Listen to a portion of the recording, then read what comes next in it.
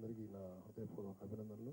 ఈ సినిమా మంచి విజయం సాధించాలని మనస్ఫూర్తిగా కోరుకుంటున్నాను. అలాగే గీతాంజలి తర్వాత తనకు ఒక హీరోగా గుర్తింపు తెచ్చుకున్న శ్రీనివాస్ రెడ్డి, అలాగే మా జబర్దస్త్లో బ్రహ్మాండమైనటువంటి కామెడీ పండించే సుధీర్ అండ్ శ్రీనివాస్, వీళ్ళు కూడా ఒక ముఖ్య పాత్రలు వేస్తున్నారు. అలాగే శ్రీనివాస్ రెడ్డి గారి అబ్బాయి జస్వంత్, తను ఒక హీరోగా దీంట్లో ఇంట్రడ్యూస్ కాబోతున్నారు.